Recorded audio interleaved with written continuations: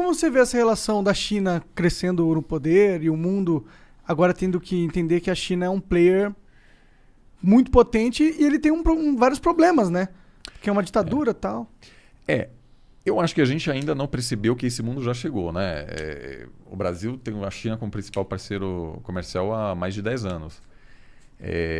A China hoje tem mais soldados em missões de paz da ONU do que todas as outras potências do Conselho de Segurança. Sério? Então, assim, tem um engajamento. Agora, com a chegada de 5G, a China tem uma vantagem tecnológica enorme e ela vai poder pautar a agenda e definir os standards técnicos para carros autônomos, drones, que são super importantes no Brasil para a agricultura, né, para aumentar a produtividade.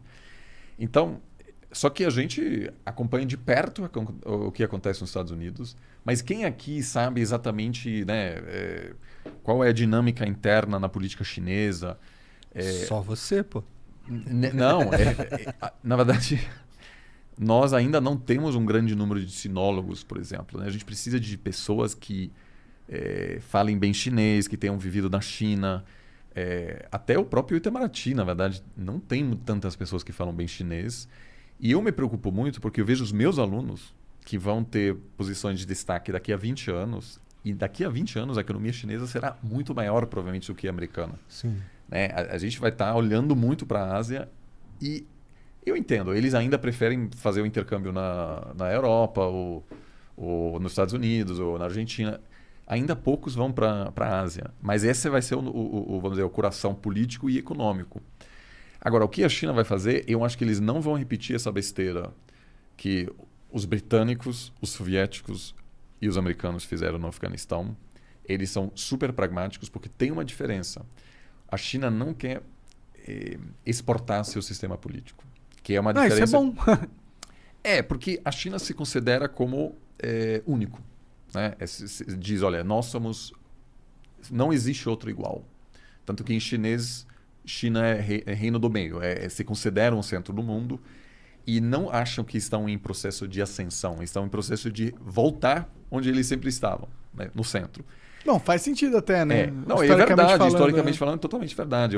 A liderança ocidental é minúscula. A gente está vivendo num período totalmente atípico de liderança ocidental que representa uma pequena parcela da população mundial, né? Então, se você olha para o mundo da perspectiva asiática, é o natural agora que a Ásia volte a ser o centro do mundo, de certa maneira. Afinal, tem gente pra caralho lá. Você tem... Muita gente. Você tem, enfim, concentração. Se você olha China, Índia e os países em volta, representam a metade da população. Agora, então, não quer exportar, mas também tem uma visão ultra pragmática. Isso quer dizer, eles vão lidar com quem estiver no poder e não se importam o que acontece naquele país. Então, as mulheres lá não podem sair de casa. Foda-se. Venezuela, por exemplo, o país está colapsando, a China continua tendo uma relação, até com a Coreia do Norte. Então, por um lado, sim, alguns diriam que isso produz menos instabilidade, porque os Estados Unidos estava bastante engajado nos assuntos internos de muitos países. Mas em alguns casos também ajudou de fato, como no Afeganistão.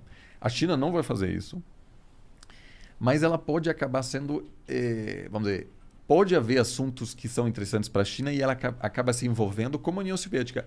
A União Soviética não queria ocupar o Afeganistão. Eles foram lá porque tinha um presidente comunista. Esse cara pediu ajuda dos soviéticos. Eles falam, não, claro, vamos ajudar. Ele fala, não, na verdade, eu preciso não só de equipamento, eu preciso de soldados também. Aí foram os soldados. Aí esses soldados foram atacados. Aí eles mandaram uns tanques. E aí... começou a entrar em guerra. Um pouco como os Estados Unidos no Vietnã. Ninguém queria, assim, ninguém falou no início, olha, vamos ter essa guerra. Então, acho que esse risco existe para qualquer futura superpotência e a China também.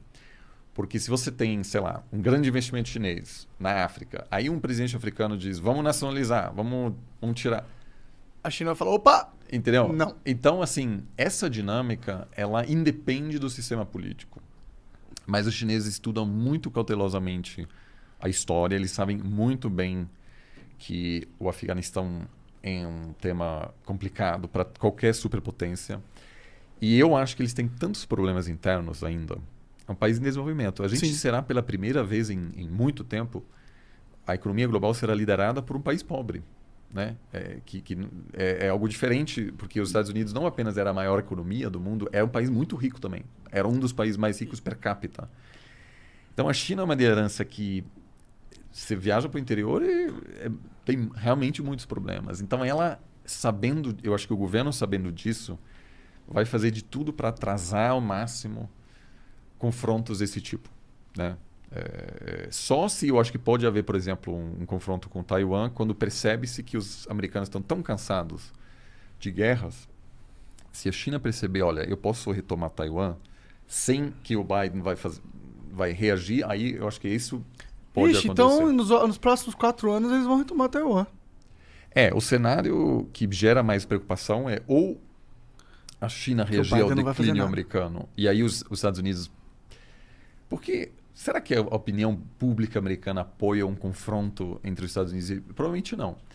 E não aí, parece uma boa só ideia. Só que daí, o que vai acontecer? A Rússia vai dizer, opa, os Estados Unidos ficam quietos, então eu vou, por exemplo, retomar a Ucrânia, porque a União Europeia não tem capacidade. Mas e a ONU, cara? Cadê a ONU para defender a estabilidade do país, do planeta? Bom, eles não são feitos para isso?